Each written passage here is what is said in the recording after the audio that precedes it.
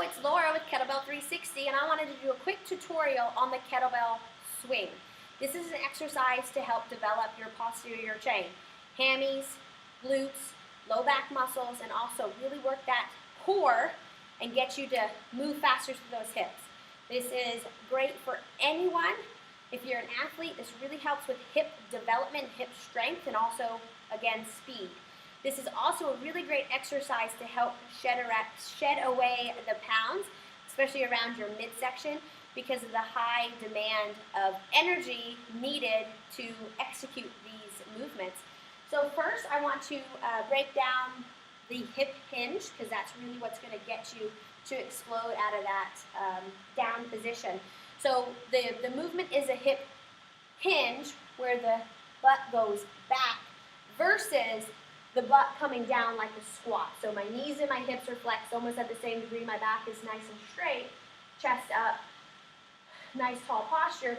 But the hinge, we're going to steal the hips from out from underneath the body, loading the hamstrings, being able to get that bell beneath us on a deadlift or get that bell behind us to explode. So I have a 28 kilo kettlebell right here. All I'm going to do is show you a first drill to kind of practice that hip hinge to see if you can understand that movement pattern. It's a very integrated movement. It behooves you to add deadlifts into any type of fitness program because it's only going to make you better as long as you're keeping your form safe, your body safe. So what I'm going to do is kick those feet out just about shoulder width or just a little bit out. I turn my toes out just slightly just because of how my hips are shaped. Whatever's comfortable for you. Now what I'm going to do, fix my screen there, is just push my hips back and away, keeping my knees somewhat over my ankles. I have a good hinge here. My butt is away on my tall posture. My core is nice and set here. Then I'm just going to bring my hands in between my knees, get my hands on that bell, and kind of bring my chest up a little bit, get the eyes towards the horizon. I'm going to pinch my armpits, and I'm going to squeeze my hands and just stand up.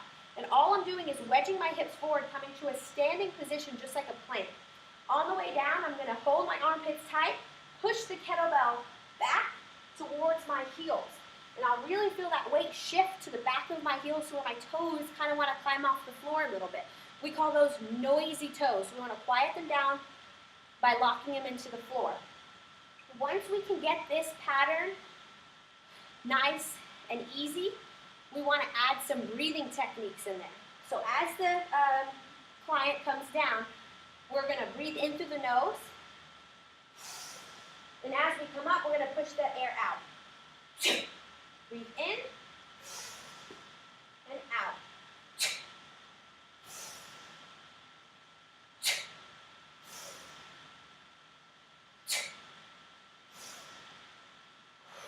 Even though it was my last set, I'm still going to take that breath in. I don't want to injure myself on that last rep by getting sloppy. So as I take that breath in, I'm really putting my breath behind my shield because I'm still going to keep tension in that core. As I come up, I'm going to cinch that breath. Really lock everything, have a nice strong posture. My legs are locked, my glutes are engaged, my core is engaged, and my shoulders are down in my back pocket. Don't want them up here. The minute I start lifting that bell and I'm here, that's fear. I got a little bit of a lean back. I'm going to injure my lower back. I'm not getting anything out of that anymore. If you have a smaller bell, or maybe you have some flexibility issues or range of motion issues, you could always bring the kettlebell up to you. You can get a step, yoga blocks, anything to bring it up, and it'll just shorten that distance. It'll bring that forward to you until you can get stronger to get it better range of motion down to that floor. So I'd always start with a little bit of elevation, always your chest up, hips back, lock the armpits, long arms, squeeze the tush and hang on, pushing that bell back towards your heels again. Once you get good with your deadlift, which is a grind, we can change that to the kettlebell swing, which is more of a ballistic movement. So I'm going to pull over my 16 kilo bell here, which is 35 pounds. And I'm going to stand over it just like I was doing with my deadlift and take one step back. Okay? From here, I'm going to lock my hips back again. Place my hands on the handle. I'm going to squeeze the handle, take my shoulders back. So I'm going to anti-shrug, reducing the space underneath my armpit. I'm going to hold on tight. Now all I'm going to do is lean backwards, pushing with my hips, okay?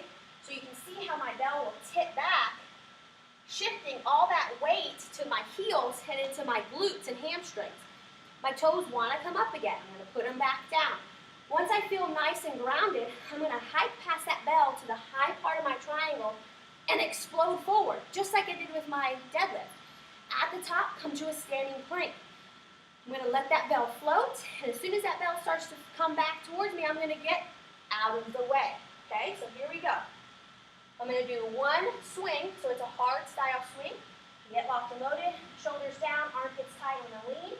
I'm going to explode. Again. Last one. And then shake it out. Heart rate's up, breathing patterns change. I don't want to go back into my next set, puffing and puffing. Breath in, breath out. Just relax it. From there, once you've really owned the hard style swings, also known as dead stock or power swings, I'm going to go more into a continual swing. I'm going to enter into it the same way, back behind my bell, kicking those hips back, hands on the handle, shoulders down, armpits nice and tight. Lean back, ground the toes, and I'm going to explode.